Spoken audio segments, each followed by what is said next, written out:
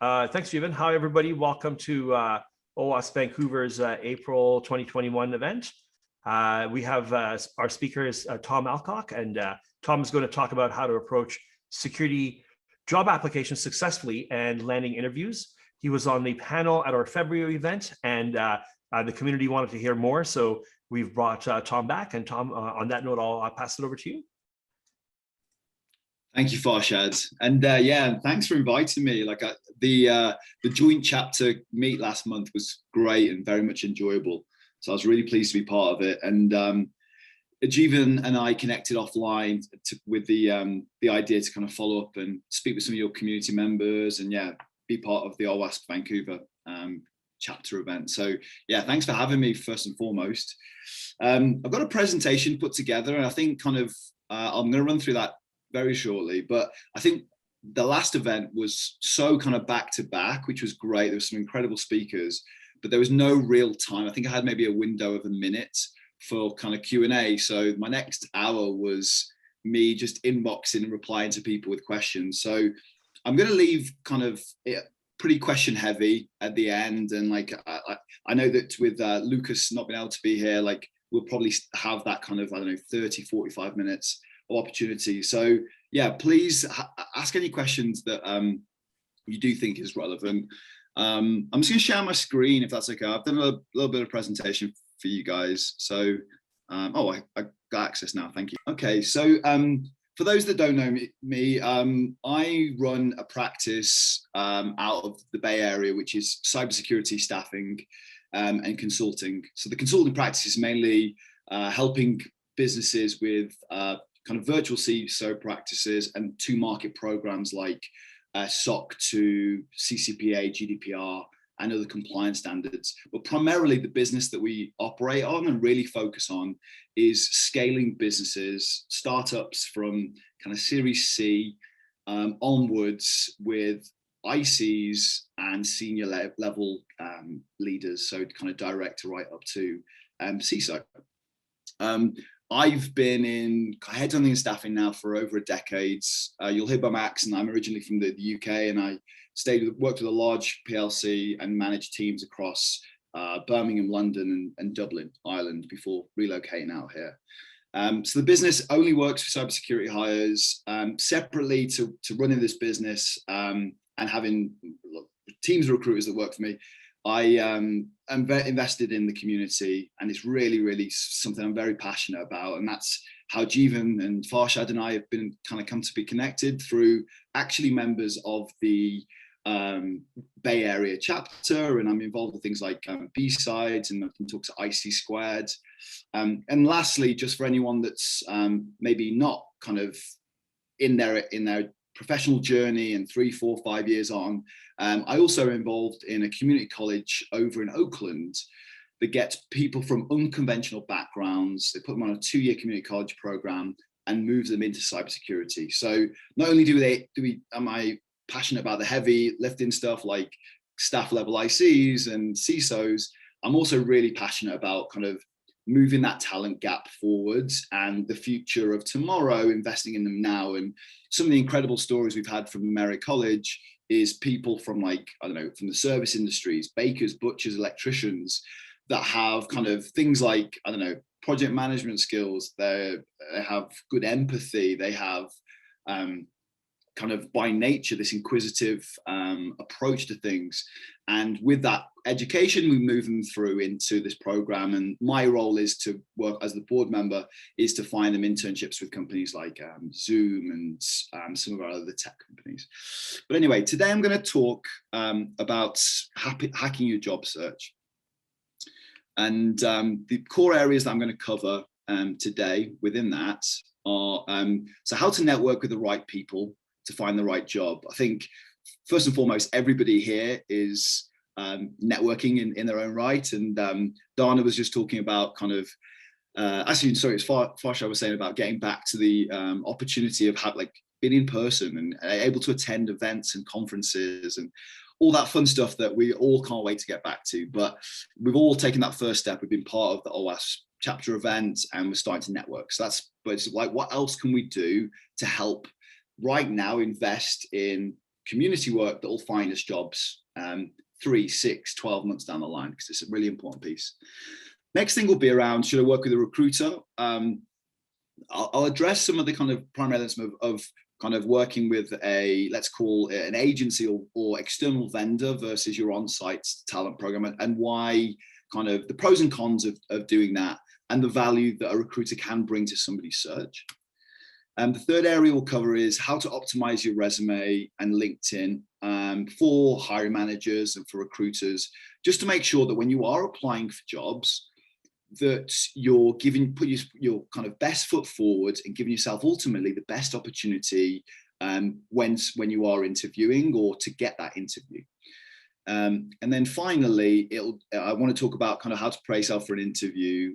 Hopefully, with kind of vaccine being rolled out, some companies talking about reopening in the next kind of 3 to 6 months, the virtual on-sites or virtual panel interviews will be a thing of the past, but I don't think that's going to happen anytime soon. And I think even going into next year, a lot of these interviews will still be kind of ran remotely. So it's kind of just some hints and tips, basic housekeeping on what to do to make sure you're able to kind of, again, give the best possible impression of yourself. So how to network with the right people to find the right job. So this is something I'm really passionate about. I know in my kind of intro, I said that this is a really important factor, but I've covered markets different to cybersecurity with my earlier career, and the cybersecurity community is like no other. It's such a great mixing bowl of great minds and people that have shared kind of similar problems, and kind of IR professionals that kind of don't sleep and are working silly hours, that have to work with like engineering to understand and address problems. And I think because of all that and the serious nature of the malicious threats that we face, people really have that empathetic nature. And when you go to different events, everyone's there, and kind of the best things like I've been part of is like B-sides, turning up, knowing people, and so excited to share kind of what people have been up to and all that kind of stuff. And I think that as much as it's a nice thing, and to kind of, I recommend anybody to invest in networking, it really has a value on your job search. And I did speak about this in the last event that I did with OWASP Bay chapter in Vancouver.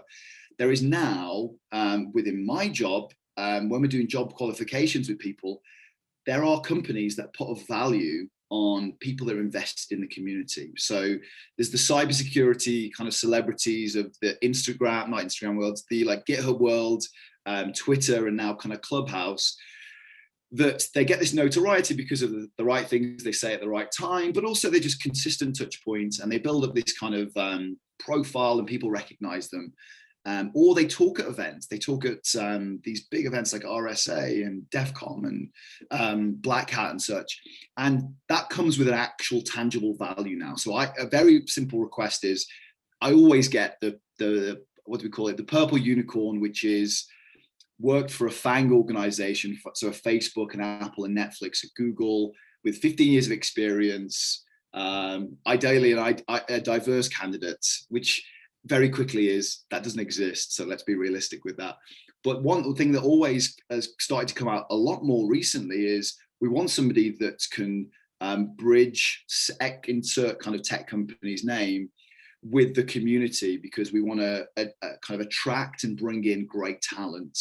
And if we're part of the community, we identify that we can hire some great people. I'm going to call somebody out that I really have a lot of time for, and think she's built a rock star team, and GVAN works in her wider org, and that's Colleen over at Segment. She is somebody who is at every meetup I go to, does a lot of talking, a lot of events, and I really, really respect her because she's out there, she's present, and people want to work for her, because not only is she a rock star and her team goes to kind of battle for her every day, but she also kind of has that face and identity in the market. And she always finishes a talk. I think she did it with the OWASP Bay chapter one, which is kind of at the end of it, by the way, I'm hiring. And it's not cheesy by any means, but like it gets people saying, yeah, I want to work for her. She's got some great ideas, and she's a present face. So there's definitely a value within networking. So some of the key areas that I recommend people to kind of start on from a networking perspective. The first one is a platform. So there's a lot of like Slack channels, Discord channels where there's different conversation points. There's kind of hacker groups, capture the flag groups. I'm actually working right now with a space technology company. They're hiring a security engineer, and there's a satellite hacking Slack and Discord channel. And it's a great way to network and speak and share challenges. But also, there's usually a job drop down where there's jobs that aren't always posted online. So I'd highly recommend anyone that's really passionate about a core domain or an industry. I know we're all interested in AppSec from kind of a deeper OWASP group, but it's kind of what types of industries am I interested in as well? And you'll find some kind of fascinating roles that aren't always publicized out there on Slack and Discord channels. LinkedIn, as a recruiter and run a recruitment team, I live and breathe within LinkedIn. And sometimes there's, I'll come on to it later, but kind of there's certain kind of pros and cons to it. And there's been times where it's become a bit more like Facebook or other social media channels. But at the same time, there's some great content out there and there's some great jobs that come up by people posting. I'm always resharing our jobs and sharing others, but to be active on there is a good place to be. And then your others, I mentioned some of these earlier, but Twitter, to be reactive and share stuff, GitHub to demonstrate your ability from a technical standpoint, and Clubhouse. I'm actually not part of the Clubhouse phenomenon yet right now, but like it seems to be very popular, especially with VCs that are maybe kind of launching a new company or new companies that want to share them and get their products out there and create this kind of hype. Going back to conferences, again, we all want to be out there and be part of it. But yeah, some of these, there's much more and many more to be part of. But these are some of the ones that I've either been involved in or attended myself, which is B-Sides, Denver, San Francisco, DEF CON Black Hat, and AppSec Cali. And they're more kind of community events, which I think is very relevant for the OWASP group. But RSA for me is one I've definitely attended and kind of got involved in, but it's just a very much a corporate environment. And if you're a leader looking for tools and new ideas, it's a great place to go. But I think from a community standpoint, from what this talks about, is finding jobs and networking with people. That's the four above are probably the recommended. And then obviously we're all part of it today with OWASP, but there's other groups with different talks and some great diversity talks. And events within WISIS, WOSEC. My key takeaway for local meetup groups is to be part of the kind of the meetup as a website and just type in what you're interested in a local area, and you'll have lots of stuff kind of come up. Now we're all in this kind of distributed remote workforce, and everyone's working from home. It's much more affordable to do these events. So I've seen a lot more events pop up over the last kind of 12 months because we don't need to host at a Cisco kind of headquarters or kind of code red offices, whatever that looks like, because it can all be online, which is exactly what we're part of today. Other areas that kind of I've seen success for is job spots. So that goes back to LinkedIn. And what I mean by job spots is if somebody, I always get people to build up their network on LinkedIn. And if you see somebody post a job that you're interested in, if you just apply and go through the applicant tracking system, it's like a vortex or a portal, and you hope that your resume gets looked at, but sometimes you might not have the right wording on your resume and it doesn't get pulled through or parsed correctly. So if somebody you know posts a role or kind of you see something you're interested in, make sure that you apply, but also add the manager if you're not connected with them and just say, hey, really interested in the role. This is the experience that I've got. Would love to be in consideration. Don't be too bullish, because you can actually do yourself out of a role if it's like, well, can I interview for it?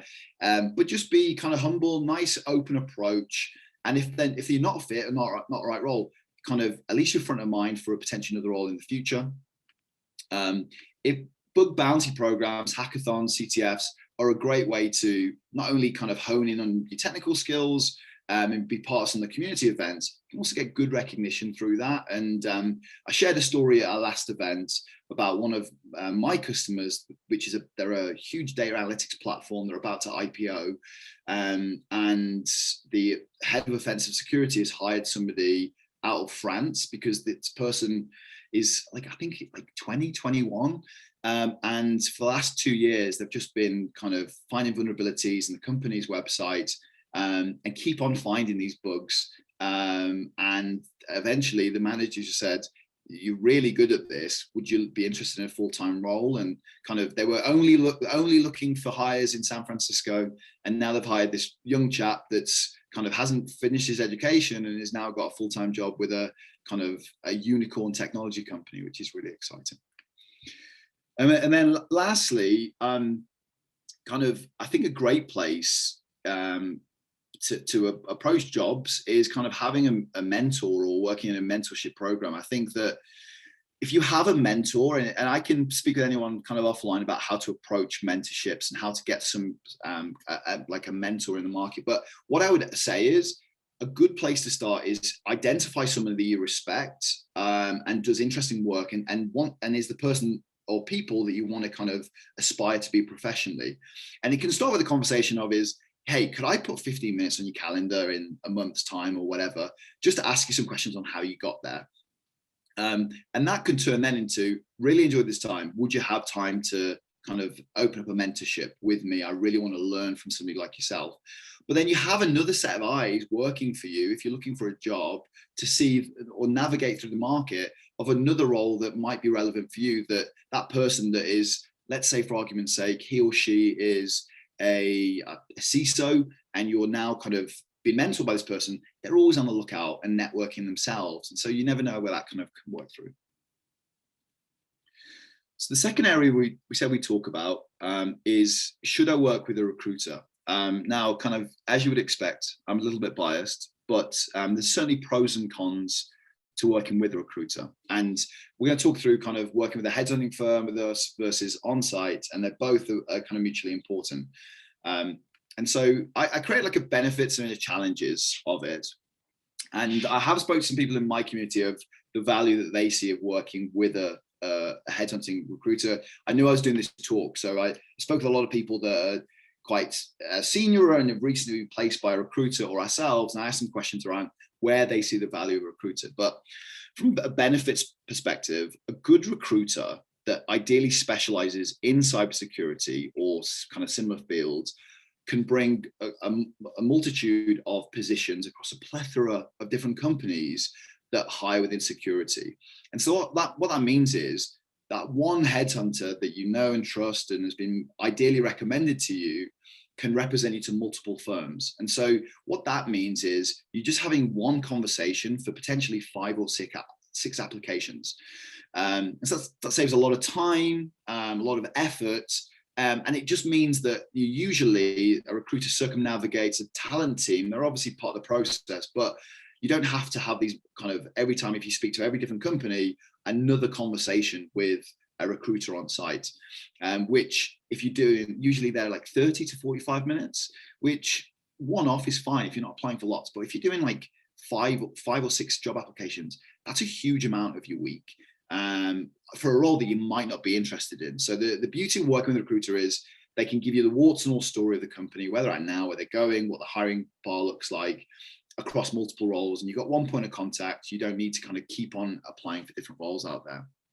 Time and delivery efficient, that's from both you as a job hunter and the client. So that's a kind of a need for them. Contract and compensation negotiation, that was actually one of the things that kind of came up from speaking with people in my industry. We as recruiters know from different locations what the market is paying, and kind of the market right now really, really is wild for cybersecurity talent, which is a good place to kind of see what's out there. But it's a good place to see, am I within the right market frame, especially with people now moving from these big cities. A lot of, like, I relocated to Denver, Colorado, but a lot of my big tech companies now are opening up offices in places like Vancouver, Seattle, Austin, Denver. And so it's these people that have been in the Bay Area for kind of years. It's all, or other places across the United States. Well, what's the value of my skill set now in these cities? And I guess working with a recruiter or a headhunter, they can give you that insight, as well as kind of compensation, title leveling, and hiring trends. I guess the challenges that come with working with a recruiter. would be like limiting opportunities with people that like, so myself, like companies like Netflix and Google and Facebook, they actually have larger security recruitment teams than my whole company. And so they don't need to partner with any external vendors in theory, because they have this really efficient delivery model or vehicle. And so if you just work with a recruiter, you're pretty much kind of cutting a certain amount of companies off the list because they don't work with them. And I suppose that comes down to, well, what is your recruiter's network? And if it's solid and great and you're interested in startups or late stage technology companies, great. I'd highly recommend working with a recruiter. If you're risk adverse, and a big kind of group of people I work with are on skilled workers visas, things like in the US, like H-1B and other skilled workers visas. A lot of people that are on that type of kind of employment visa fear maybe working for a startup because of that, like them running out of money or runway, or just the ability to maybe get rid of people quickly. And so some people are risk adverse around what that looks like. So that's one thing to be mindful of. We don't work with everyone. The other one out there is non-specialist agencies, and it's what makes, I guess, companies like mine look bad at times, in the sense that some of these companies, security is just one skill set they cover, and they may then approach you about a technical program manager, and you're an application security engineer, and then the next week you get an email from a Python developer or a QA role, and it just puts a bad taste in people's mouths when I've just done a 45-minute call with you to understand the value, like what you're looking for, the skill set that you've got, and now you're sending me a Python developer role. And so my advice is, if you are going to kind of work with an agency, make sure that it's in your skill set, your wheelhouse, your domain, and they know you. Next one is company culture. And what I mean is that the last talk we did, there was somebody from Netflix, and her name was Walter, and she's, as far as I understand, a great recruiter. And there's people I know that work with her. And what she's able to do is, she is able to give a great insight into the company culture, values, what it's like to work at Netflix. Because I don't work at Netflix and haven't, I sometimes can miss some of the nuances and some of the selling benefits and understand what it's like to work there. So sometimes agencies can miss that a little bit and can tell you what other people say about it, but it's word of mouth, not I work here, this is what it's like. And then finally, it does come with an expense to your customer. So not everybody wants to work with a recruiter. Can sometimes be circa like 20% plus of a basic salary. So companies really need to, I guess, have the want and need to make security hires. And actually, it's probably one of the main areas where people are willing to spend a little bit more to make the right hire. So is a recruit right for me? So if you are deciding that actually, yes, like I want to work with a company that's fast paced and maybe a kind of startup, these are some of the things I'd recommend doing. So like, we're all part of this event today. And so kind of there's some people that should have good networks and be part of it. It's speak with your network. Who do they recommend? Who have they worked with? Anyone that you know has just changed job and is in your kind of network. Who did they use? How did they get the job? Ask these questions and you'll be able to find out kind of common trends and good recruiters, bad recruiters, and people that you know that would kind of come with integrity and just want to represent you well and do a good job. Recommend that being a specialist as well. And don't be afraid. Moving house, getting married, having a child and moving jobs are some of the most stressful things you do in your life.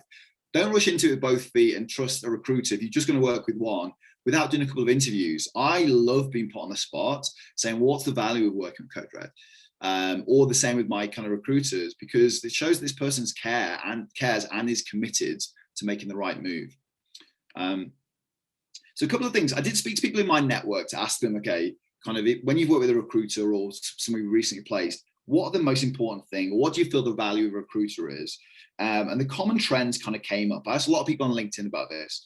So it's market knowledge, understanding kind of salary expectations, basic salary, total compensation. So if it is a startup, is there a bonus? Is there equity? What would that look like? What type of kind of experience is this person looking for? What are the hiring trends across the market right now? What are the busiest areas? If someone's at the earliest start of their career and they've been a network engineer or SRE, like what's the path that they want to kind of move into? Is it infra, cloud, application security? And so a recruiter can certainly help kind of navigate that a little bit.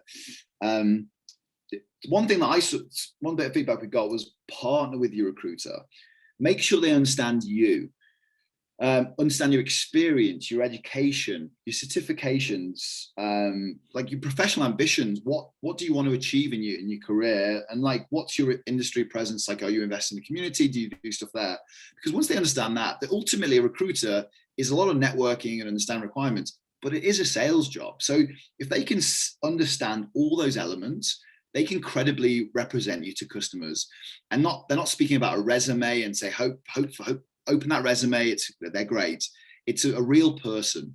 Joe Blogs, Jane Doe, this is what they do. This is my engagement with them. And it really helps for us to understand and get people the opportunity to even have a conversation once you've spoke with them, understand all those factors I've just ran through. What else have we got? Recruiters also have a unique insight into the hiring panel's decision making. Some of these recruiters have worked and built teams. I've built kind of like a CISO. I've built his team at one company. He's now at another. I'm building his team once again. So I know the nuances, the need. Like I know that he hates having seen people jump every year on their kind of resume, and wants to see someone that's made an actual impact in the company. I know other people that like love the companies that have worked at is the most important factor. And then there's somebody else that I work with who is just really willing to give people with the right personal attributes in light of maybe not having 5+ years of experience. And I'm able to get that across with conversation. And so the insight that a recruiter has within a kind of hiring panel is really, really important, and can share that with candidates ahead of interviews, which is a nice segue onto is to understand where other candidates have fallen down in the process, what a hiring manager really needs to see in an interview. I'm not saying that a recruiter should coach somebody through where other candidates have fallen down, because that's definitely a gray area. And ultimately, if they get the job because of what the recruiter said or kind of done, they won't last. And that's not great for kind of the end company, and certainly not the recruitment agency. But yeah, just to understand kind of where some of the candidates have maybe fallen down, and can help prepare for the interview. And kind of, I don't know, a lot of things that I see is like, just be direct with your answers, be really full on, just be straight, answer that, and then kind of sit back and wait for the next question, rather than waffle on for 45 minutes when it's an hour conversation. So the third area I wanted to discuss was just around kind of how to optimize your LinkedIn profile and resumes. And I'll kind of give this option to anybody. I actually had a lot of people reach out to me the last time we did one of these sessions, which was actually the OWASP Bay Area and Vancouver chapter event. I got a resume template that I can share with anybody that's interested, that is the way to do it, because I see some weird and wonderful resumes that come through with people's photos. I've seen people with their pets on their resume and kind of their interests, which they should not be putting on their resume. So I can share with anybody offline, and I'm sure kind of in the comments once I'm finished, I'll put my LinkedIn and my email, and yeah, happy to help anybody out there. But anyway, how to kind of optimize your LinkedIn and your resume. So LinkedIn do's, this is, by the way, this is my view. So please, if anyone feels differently, please feel free to challenge me after with the kind of the Q&A session. But some of the things I like to see is just a professional photo. I don't want to see selfies. I don't want to see kind of, some people say don't say pets. I'm kind of passive on that one. But just make sure that it's you, and kind of there's not a group of people in there. This is your professional profile, and ultimately it's a window for a hiring manager. This is your shop window to make look pretty, because this is how a hiring manager will see you. And I guarantee the first thing that my hiring managers do is they see the resume and they'll go straight to the LinkedIn, just to see who mutually do they know, but also, does this person LinkedIn look professional? So treat your LinkedIn like a resume. So about you, introduction, the experience you have, any recommendations and skills from people that you've worked with before. If you're a seasoned kind of vet and you've got great references, you don't always need to do this, but if you're early on in your career and you're looking to make a move, get your colleagues around you. Even more so if your boss has moved on, I probably wouldn't recommend in your current company just saying, hey boss, would you mind writing me a recommendation? Because it does scream like you're looking. But at the appropriate time, ask people for recommendations, especially when you move from one company to another, because I look at that and I think there's a value to it. There's an open debate right now around kind of the open to work status, and having actually on your LinkedIn photo, there is a kind of a filter that goes over it saying I'm open to work with a green kind of banner. I don't like people to have that. You can set your status to open to work. So, and when a recruiter uses the premium setting or recruiter saying, if I can put in, I'm looking for a security engineer in the local Vancouver area with application skills, and I want people that are interested or look open to work, press search, and it'll bring up all the list of people that are open to work right now. And so that's how recruiters typically will find talent. If you have the open to work function, then like that works fine. But at the same time, just make sure that you're like open yourself up and being vocal with kind of, if you're in between work and you need kind of a job ASAP, then that makes sense. But I'd say if you're in your current company, don't do it, and just change that status. Have your actual job title. One thing that people don't get is if you just put security, like in your kind of bio, security at Google, that doesn't come up in like LinkedIn algorithm. So when you're trying to find a skilled candidate, like I don't know if you're an infosec professional, if you're in compliance, if you're deep in the weeds on security engineering, if you just have got security at. So put your actual job title and do the same kind of at the top of your kind of LinkedIn profile as well. And then get other people in your network, colleagues, to rate you for skills that you do have. If you're kind of really passionate about web AppSec or kind of really wanted to get across that you've got good cloud skills, make sure that people are recommended there.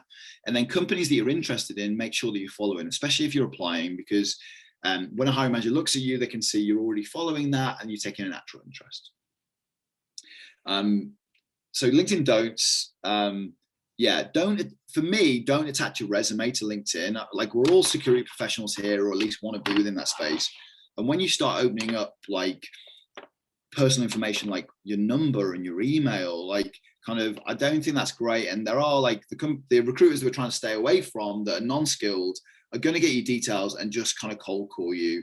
And I don't think that is a great way to start a relationship. If your resume's all over the place, you want to be really short, sharp, and concise with your applications, and make sure your resume's in there, but just not on your LinkedIn. Again, that's my kind of recommendation, but some people think it's appropriate. So what I put on the next one is just putting interested. A pet peeve, and I talked about job spots earlier, the right way to approach it is, like, I see people put out these really exciting roles from these great companies, and you'll see candidates just put in the comments, not very interested in this role. I've sent you a message, said kind of manager, I would love to explore. It's they just put interested or yes, or would like, please send more information. And it just comes across as being so lazy. And like, if you've got to think on the other side of the foot, if you're a hiring manager and someone's just put interested in that, kind of, if they're really that lazy, then they're not probably the best employee. So if you're seeing a job spot, make sure you're going through that process that we just discussed earlier. Facebook, this is a bone of contention for me, is don't post kind of stuff that should be on your Facebook. That is for Facebook or other kind of platforms. There's a time and place for it, and kind of, yeah, selfies with your dog. If you're trying to get a kind of a new job, probably isn't the best thing. Stay away from things like current news if it's politically motivated or based on certain things going on in the world, because you're opening yourselves up to other people that are maybe less professional than you. Being in America last year, being a Brit, it was definitely an eye-opener seeing some of the political challenges that were shared online, and it does not go well down with kind of people either way. And then I always say, kind of, as long as you can see a value in somebody, why someone's added you, is hear them out. If you're a hiring manager and you've just been inundated with recruiters. I know that's it's a bit fitting that kind of recruiters stay away from recruiters, but kind of just understand what they're looking for. And if it's like, if you've got a recruitment agency that you work with, or it's a sales vendor for a security tool, kind of hear them out. If they come straight out of the gates with, "I'll try to sell something," then it's not the right connection for you. But give people the benefit of the doubt. And if you're on your job search, make sure that you open yourself up there and be willing to have kind of, I guess, initial conversations. If you're adding people, if to throw it back to anyone that's looking for a job, if you're looking to add somebody, just make sure, it takes a couple of seconds, just make sure that you're adding a comment to, "Hi, said name. I'm looking to build my professional LinkedIn network. I'm currently looking for a new job. Exploring the market." It takes a couple of seconds. You can copy and paste that if needed, but it's so much better than just adding somebody and hoping that they kind of accept. So again, I can share any. I put resume do's and LinkedIn's don'ts. I think we're all trying to see what we're doing here.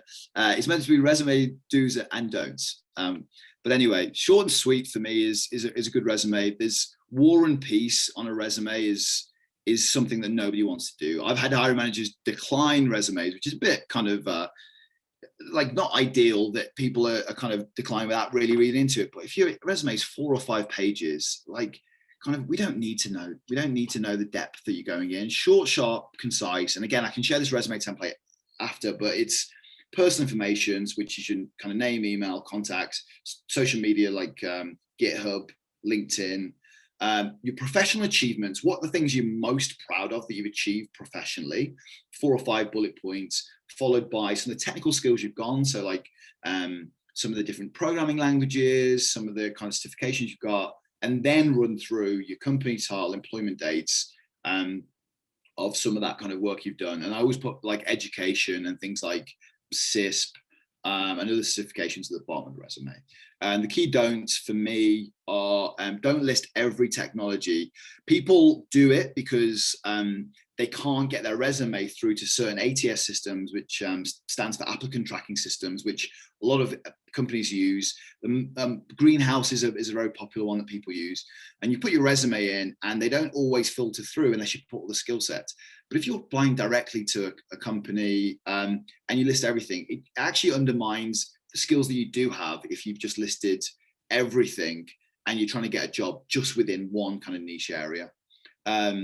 Yeah, headshots and photos on resumes is something that kind of definitely a pet peeve, and I recommend against. Somebody said last time that actually in certain cultures it's expected to put your photo on a resume, but from my perspective, don't do it. Generic cover letter, I get these through quite a lot, and being an agency or a vendor, kind of expect it, but make sure you're not doing it outbound to somebody you want to work for, which is, "Hi, Mr. Manager." Sometimes they put first name in, which is a bit painful, but then like kind of say why they're interested in a certain role, and they haven't taken the time out to take out the industry that they've applied for a SaaS technology company, and they're saying, "Hey, I really want to work for a healthcare," or something along those lines. So just make sure, if you're going to do a generic cover letter or a cover letter in general, just make sure that it's specific to the requirement that you're doing. And then, yeah, like get somebody to kind of go over grammar and use professional language within it. Like, just make sure that you get other people to read your resume before you've kind of sent it out. And there are services out there, none that come to kind of a front of mind, but there are companies that you can actually get them to do a professional resume and review and all that kind of stuff. Fourth area is how to prepare, and this is kind of more so focused in kind of the modern age that we live in, or the current kind of post-COVID, current COVID environment. So ahead of your interview, like kind of prepare as much as you possibly can to guarantee success. Like we said earlier, like kind of ideally you're not moving jobs that often. And so with that in mind, if there's a company you really, really want to work for, make sure that you research. Make sure you know their product offering inside out and what the company does, because it's going to definitely come up in your interview. Any recent news, it could be a new product, it could be an IPO, it could be kind of notable people within the business that have done notable things and community investments around fundings. That, like, just to bring up in kind of like low conversation, it can be the start of to say, "Hey, I've recently seen you've like Coinbase yesterday, they floated their IPO." Like if you were applying for that company, you'd say, wow, the share price has really gone up or something along those lines. Just show that you're taking interest and you've done your research. Next one is, I always ask my candidates, if it's a security job they're applying for, think about what their product is and think about their audience and their customer base and what are the security challenges that are faced within that. Because evidently you're going to be thinking about, you're going to be working this org. Think about kind of how this can have an effect on the certain area you work in. And it's a great way of conversation to understand, is it data at risk? Is it money at risk? Is it people at risk? So that's a big thing. And then check the team out. Make sure that you've either looked at hiring managers on LinkedIn. You might know people that are connected with them, and it's a point of conversation for them and for you. It also shows when it comes up on their LinkedIn that this candidate's going to interview you today has checked out your profile. Just shows that you are doing your homework as well. Make sure you know the senior leadership team members. Check out their LinkedIn, see what talks they've done. Again, it's another point of conversation. I do know people that are looking to kind of people's GitHubs. That's where I'd say kind of stop your stalking. You know enough about them, but bring that to the conversation. If you've seen some of the coding they've done and you're really fascinated by it, bring it into conversation. And then always have questions prepared. Kind of a lot of the questions you normally have will be answered organically throughout the interview process. So as long as you're adding like 5 or 6 questions that you're prepared, and always put, like, I'm never anywhere without kind of a pen next to me. Just make sure that you've got those questions prepared, just so if 4 of those are answered, you've got 1 more to answer. Because evidently at the end of any conversation, someone's going to say, have you got any questions for us? And if you're the person that's gone, no, everything's been answered, or no thanks, it doesn't fill a hiring manager with confidence. I mean, that's again my opinion, but I just think that be prepared, and it will make a better kind of interview. Next one is around after the interview. So make sure that you've connect with people on LinkedIn with a note just saying thanks for the consideration. If that's if you've got the job or haven't, or you're waiting for feedback. Never, if somebody accepts you, never chase the hiring manager directly. There is a recruiter like myself or a vendor or an on-site talent team that facilitate the process. Don't go out of the chain of command, if you like, but just make sure you're connecting with the right people. You never know, you might not get the job, and at least they're in your network then for maybe front of mind for the next time. Connect after the different interviews with your recruitment partner over a call or email to let them know how it went. I've placed people before that the hiring manager's gone, yeah, it wasn't the best interview. They're a little bit they talked around the answer, they weren't too direct.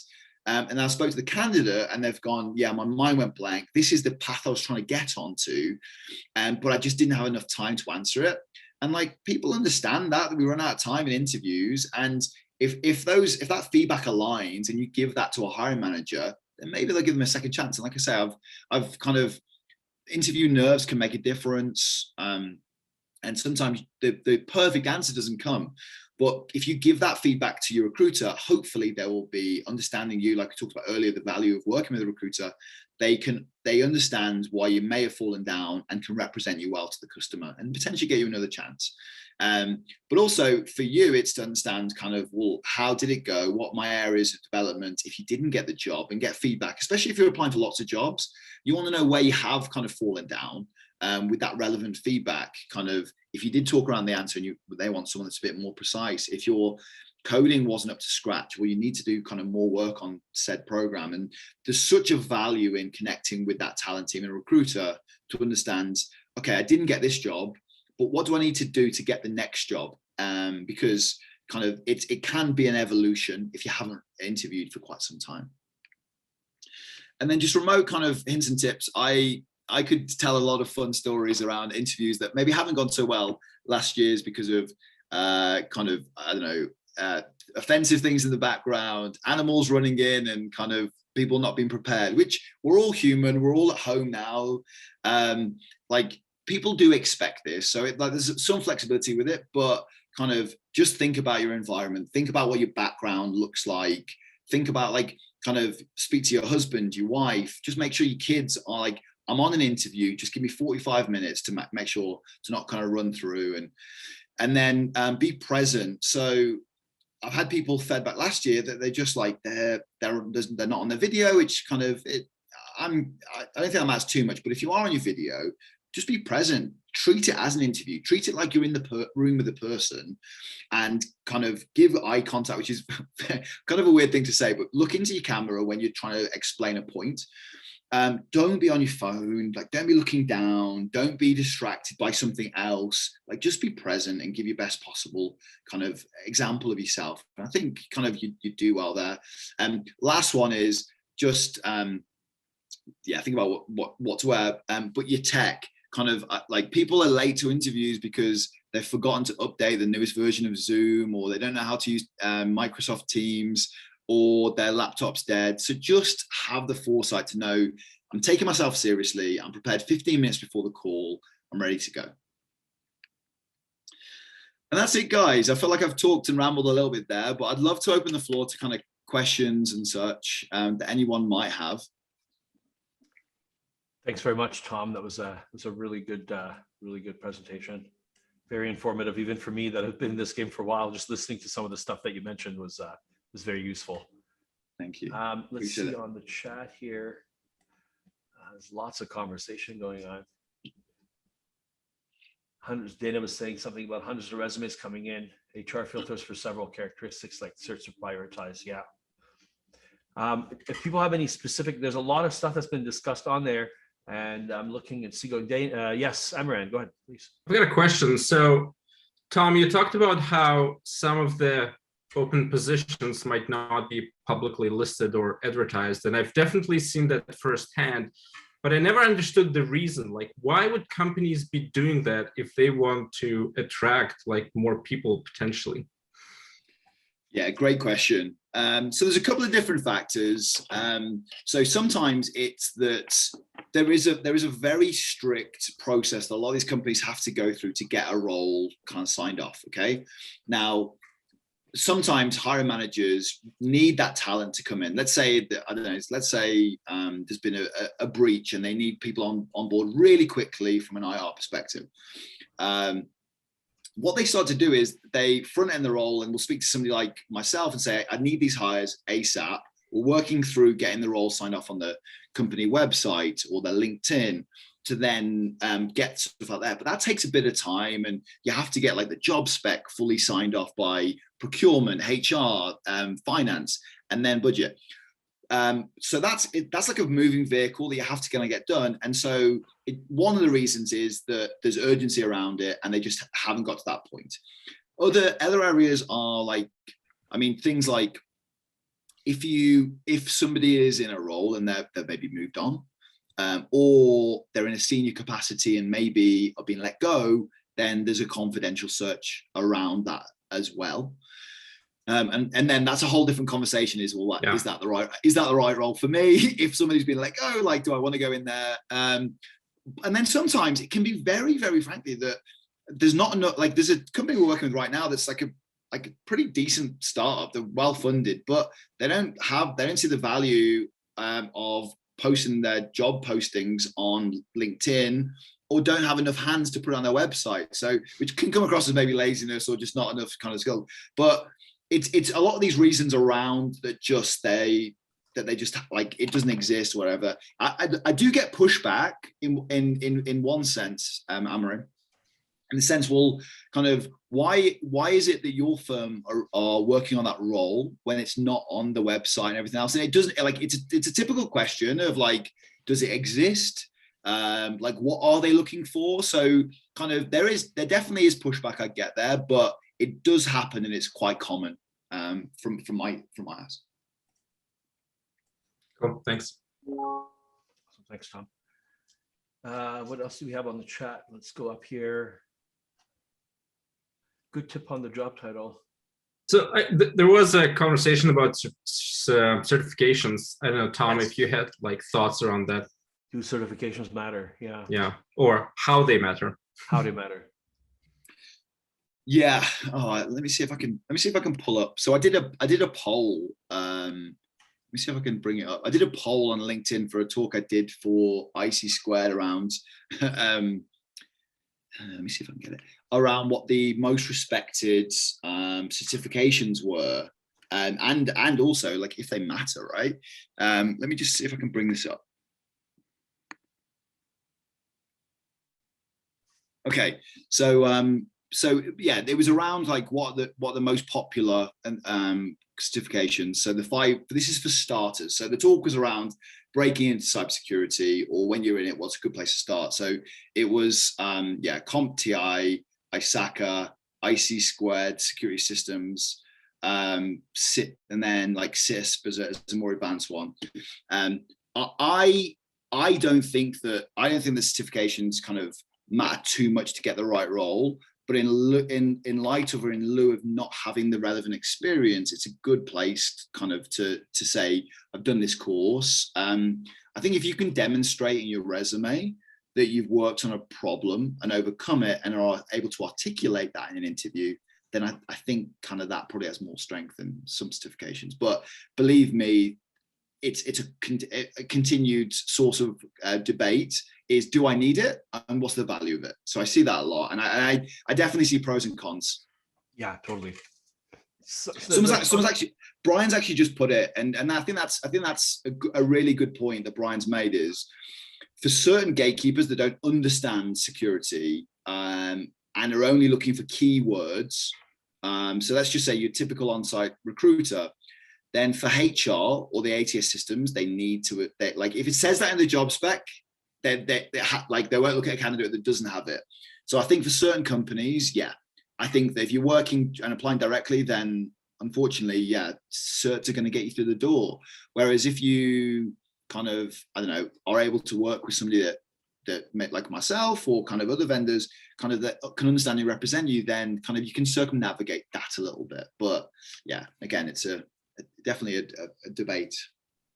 I think it's something you got to think about from a practical point of view too. So like what I was saying in the channel there was, we use a system called Bamboo HR that has a scoring system. So when people put in their resumes and they put their other in, there's some AI that goes through and looks for those certs and prioritizes and scores them higher than other people. It's not that the certs will get you the job. What it means is that there's some relevant history in your resume that says this is worth taking a look at. And when you have hundreds of resumes coming in for a job, it's very hard to not filter for some of that stuff.